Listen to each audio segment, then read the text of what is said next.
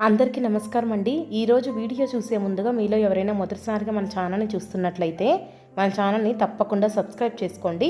మన ఛానల్లో పూజలకి సంబంధించిన వీడియోస్ ఉన్నాయండి.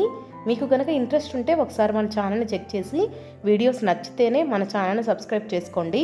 మనలో ప్రతి ఒక్కళ్ళు కూడా ఆ దేవుడి కృప కోసము ఎన్నో నియమనిష్టలతో చక్కగా పూజలు అయితే చేస్తూ ఉంటాము. అయితే పూజ చేసేటప్పుడు మనం కొన్ని నియమాలను తప్పకుండా పాటించాలి. మనం తెలియక కొన్ని పొరపాట్లు చేసినట్లయితే మనకి పూజ ఫలితం అనేది లభించదు.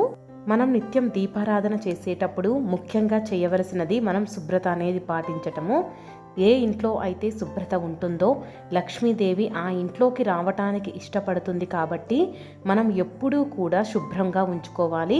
పూజ గదిలో ఎటువంటి దుమ్ము ధూళి అనేది లేకుండా చూసుకోవాలి.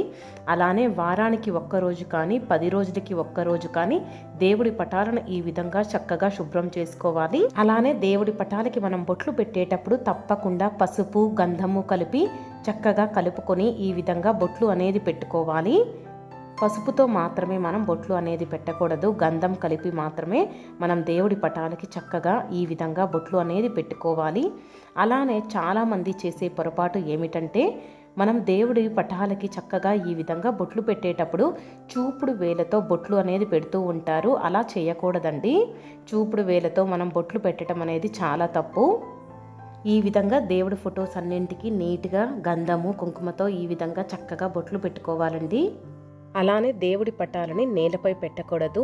ఒక వస్త్రాన్ని పరిచి చక్కగా దేవుడి పటాలను పెట్టుకోవాలి. లేకపోతే ఒక పేపర్ అయినా ఈ విధంగా వేసుకొని చక్కగా దేవుడి పటాలను పెట్టుకోవాలండి. అలానే దీపారాధన చేసేటప్పుడు చాలామంది చేసే పెద్ద పొరపాటు ఏమిటంటే దీపాన్ని అలానే అగ్గిపుల్లతో వెలిగిస్తూ ఉంటారు.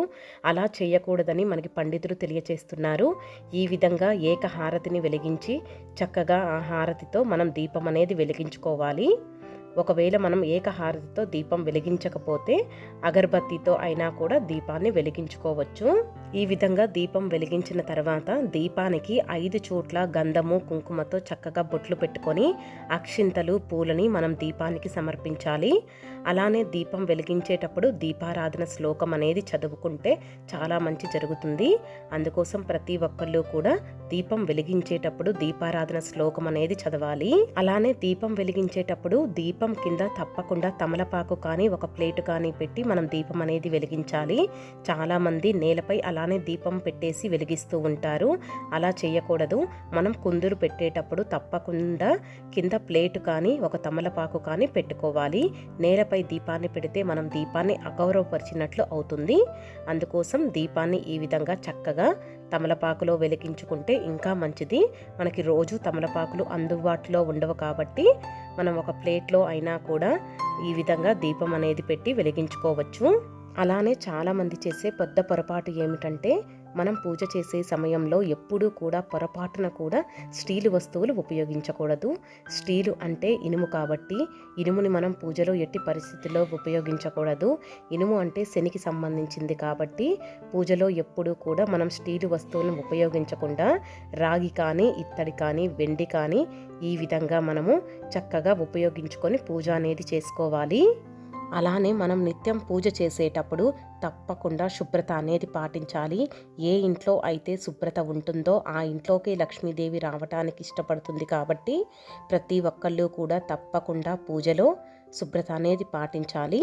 అలానే మనం నిత్యం దీపారాధన చేసేటప్పుడు ప్రసాదాన్ని నివేదన చేసేటప్పుడు వెండి ప్లేట్లో కానీ తమలపాకులో కానీ మనం ప్రసాదం అనేది స్వామివారి ముందు పెట్టుకోవాలి.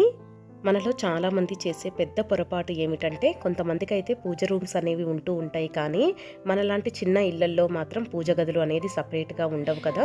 వంటగదిలోనూ సపరేట్గా ఒక ర్యాక్ పెట్టుకొని అక్కడే దేవుడి పటాలను పెట్టుకొని పూజలు అయితే చేసుకుంటూ ఉంటాం కదండి. అలా పూజ చేసేటప్పుడు అలానే ఓపెన్గా పూజ గది అనేది వదిలేయకూడదండి. చిన్న పూజ షెల్ఫ్ అయినా కూడా దానికి కటన్స్ కానీ డోర్లు కానీ తప్పకుండా ఉంచుకోవాలండి. అలానే ఓపెన్గా పూజ గది అనేది ఉండకూడదు.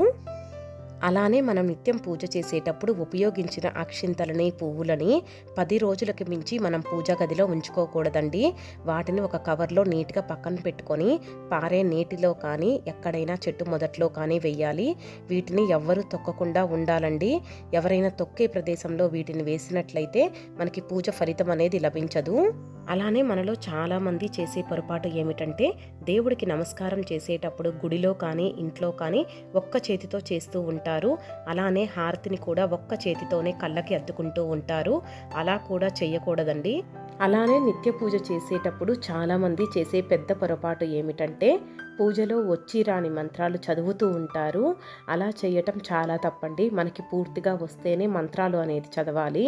వచ్చి రాని మంత్రాలతో మనం భగవంతుణ్ణి పూజిస్తే మనకి పూజ ఫలితం అనేది లభించదు. అలానే నిత్య దీపారాధన చేసేటప్పుడు మనం హారతిని ఇస్తూ ఉంటాం కదండి. హారతి ఇచ్చిన తర్వాత హారతి పళ్ళెం పైన 2 చుక్కలు నీటిని చల్లిన తర్వాత మాత్రమే ఆ హారతిని మనం కళ్ళకి అద్దుకోవాలి. ఈ నియమాలన్నీ పాటిస్తూ ప్రతిరోజు కూడా చక్కగా దీపం అనేది వెలిగించుకుంటే స్వామివారి ఆశీస్సులు మనకి లభిస్తాయి. చాలామందికి నిత్య పూజ ఏ విధంగా చేయాలో తెలియకపోవచ్చు. వాళ్ళ కోసం మన ఛానల్లో వీడియోస్ ఉన్నాయండి. నిత్య పూజ ఏ విధంగా చేయాలి వాటికి సంబంధించిన వివరాలు కూడా ఉన్నాయి.